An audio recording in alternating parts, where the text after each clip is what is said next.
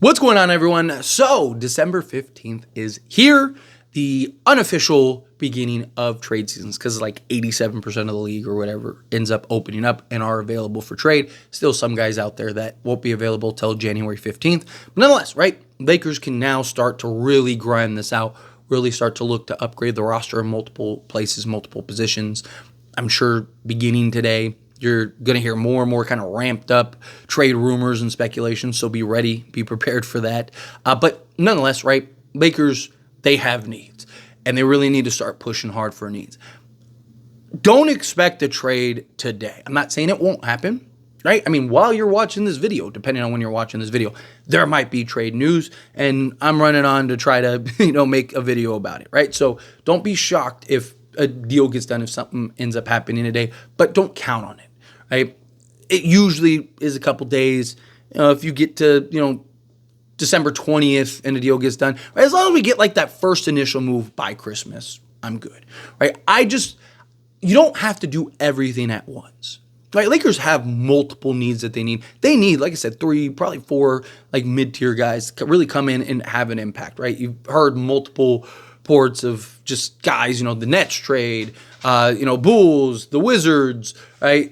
You have Markelle Fultz that the Lakers are interested in. Valanciunas is a guy that has been heavily linked to the Lakers that is, I still believe, is probably the most likely acquisition for the Lakers. So don't be shocked if that move ends up happening. Again, solves a need, gives you a center, does multiple things out there on the basketball court. So again, Lakers are active at least, and we're hearing a lot of talks. We're hearing a lot of reports. More and more teams are going to end up deciding to have a fire sale because once you get closer to the trade deadline, you're going to have teams that are like, okay, we thought we were going to be good and we're not. Let's just kind of reset in the offseason, right? So let's unload some guys that maybe we aren't as high on or didn't think would work out the way that we thought that they would. Or you get the teams that are good and don't want to be good, and they're like, hey, we need a tank for one of these draft picks, right? There's multiple ways to approach it, and then you just got guys that are just like, hey, let's new change of scenery, get off this guy, get off that guy. So point is, the more options there are, the better it is for the Lakers, and the more likely something gets done. Right? There's always the potential, though, that nothing gets done. I hope Lakers just cannot go through another season without anything being done. But like I said, you don't have to get everything at once. I would love if you did it. I would love if today we got, the Nets package. Maybe, let's say you got today Jonas Valanciunas, Dorian Finney-Smith, Dennis Schroeder. Boom, here you go. We freed up some roster spots. Bring in Markelle Fultz. Bring in whatever else, right? Boom, we got 4 or 5 guys, right, that can now add into the court. Yeah, I would love that because the sooner the better, obviously, because it just gives you more time for reps, team chemistry, building camaraderie, right, learning the offense and the system and the defense sets and actions, gives the coaching staff the opportunity to really kind of evaluate guys and see, okay, well, now we can do this. We weren't able to do this before, but now we can do this, or now we can do that, right? Those are the things that I really want to see, ideally. Realistically, teams have insane asking prices. They're probably not dropping them anytime soon, right? Teams know, hey, we're not in a rush here, right? We can easily just tank and tear this down or do whatever and have a fire sale or whatever. Teams aren't in a rush. Teams are also, there's still a lot of teams that are still trying to evaluate, okay, where do we want to go? What direction do we want to go? How do we feel about this guy? How do we feel about that guy, right? So, again, chances are you're not going to be able to pull everything off at once, but again, that's fine, right? Just go make that first move. Even if they just got a Valanciunas, right? Not the sexiest move, not even my favorite move as far as centers go, probably 3rd, 4th favorite. I prefer, obviously Walker Kessler is my favorite, then a Nick Richards or Day'Ron Sharpe. So Valanciunas is probably in that 4, 5 range as far as available centers that make sense, that can fill the backup need that we need, right? Valanciunas is towards the bottom. However, just to have that freshness, now the fans, the organization, Valanciunas, the Lakers players, people are now just excited, right? There's just this new vibe. Now all the Laker fans are hyping him up like he's Akeem, right? It's just, we're all just yeah, Lakers are back, baby, right? And that's the thing, right? It changes the perspective. It changes the energy. Even just that one guy, right? Like, don't underestimate the value. And I've said this before. Do not underestimate the value of 1, 2, 3 guys on a roster. Dallas last season, right? They just got P.J. Washington and Daniel Gafford.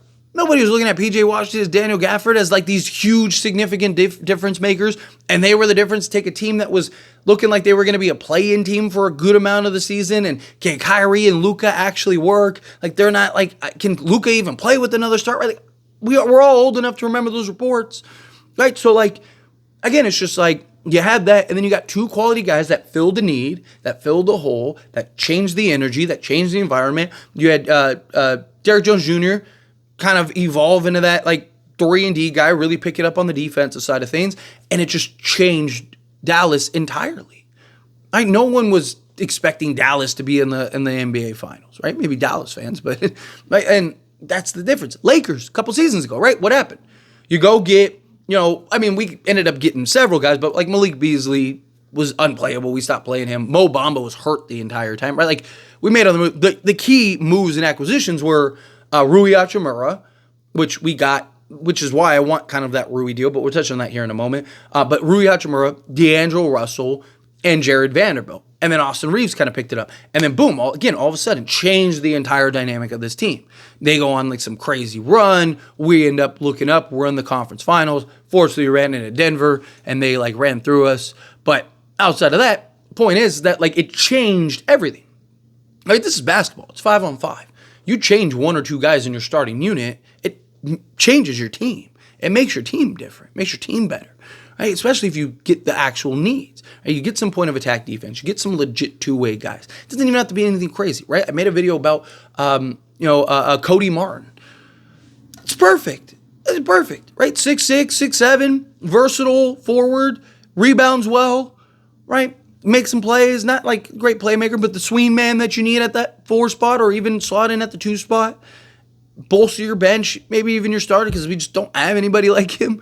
Right? Like, again, like, don't underestimate the value of a couple trades. But I'd like to see, can we at least get the Rui style trade, right? Where, for those don't understand what I'm talking about, right? We traded for Rui around, it was December 20th or something like that, or 27th, might have been like early January, something like that. But basically like a month and a half out from the trade deadline.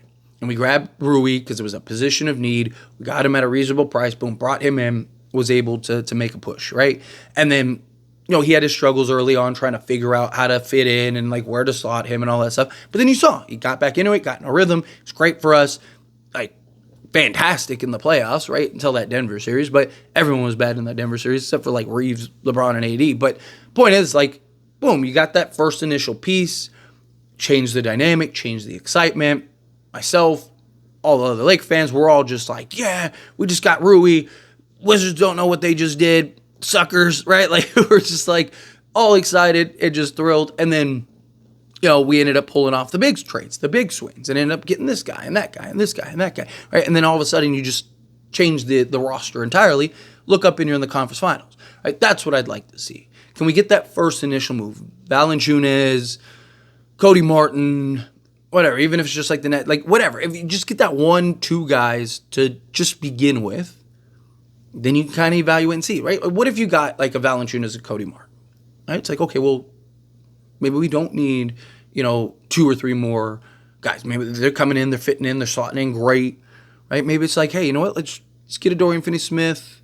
Let's get or maybe what if Cody Martin fits that Dorian Finney-Smith role beautifully? And what if he is shooting? What if he does uptick? Because big difference playing on Charlotte, playing on the Lakers with LeBron James and Anthony Davis. Like, what if he does get up to 40% from 3 or 38% from 3, and he is defending, and he's out there and being great? Guy's averaging like 1.1 steals and almost a full block a game, right? What if he is that? And then it's like, okay, well, wow, we just got him for $9 million, right? I think it's like $8.1 million. But remember, Lakers got to send out more salary, so call it $9 million. Like, wow, we were able to do that. And then maybe you go get a Fultz, right? Because they're interested in Fultz, and you bring Fultz in, right? Maybe you can dump 2 guys for Cody Martin, right? Maybe stack a guy or 2, whatever. However you get there, right?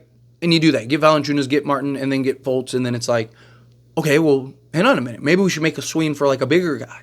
Right? Maybe take D'Lo, Rui, and whatever else, Jared Vanderbilt or whatever, and go get, maybe now you are going and trying to get a Cam Johnson. Maybe you are trying to get a Zach LaVine. Maybe you are getting a Brandon Ingram if he's healthy by that point, looking good, right? And it's just like, man, maybe we take the big swing because we got the 3 or 4 kind of versatile pieces. Again, you don't have to do everything at once. You don't have to hit a home run every time you're at bat, right? Sometimes it's good to just, keep hitting base hits, right? All of a sudden you look up and you knocked in 5, 6, 7 runs, right? Like, not everything has to be this power swing. Right? Like, keep tacking away at it, chopping down a tree, right? Like, boom, you're not going to just power through it in one swing. No, it's that first swing. Valanciunas, Cody Martin, Dorian Finney-Smith, Dennis Schroeder, right? Whatever, right? Like, and boom, now that comes toppling down. Now the Lakers are back to being the team that we need them to be. That's what we need. We need the athleticism, need the perimeter defense, need a backup center. Lakers have a lot of needs. You got to be creative. You got to kind of find these different things. Be patient. Find those moves. But again, don't count on a trade getting done today, but don't be shocked if it does, right? But again, just kind of be a little cautious, right? But anyway, as always, this is a discussion. Pass a question on you. Let me know your thoughts and opinions down in the comments below. What do you think? How do you feel? What are your thoughts? Like the idea? Hate the idea? Kind of mixed in the middle? Do you think that, Lakers got to get a trade now? Something initial, anything? Think like, no, stay the course, stay patient, find the right moves, get it all done at once. However you feel, whatever your thoughts are, love to hear it either way. Let me know down in the comments below. That being said, if you haven't liked this video, hit that like button. Helps me not, so we enjoy these types of videos, and I truly appreciate it. Not subscribe channel, hit that subscribe button, turn on the bell notifications. Appreciate y'all. See you in the next one. Thank you.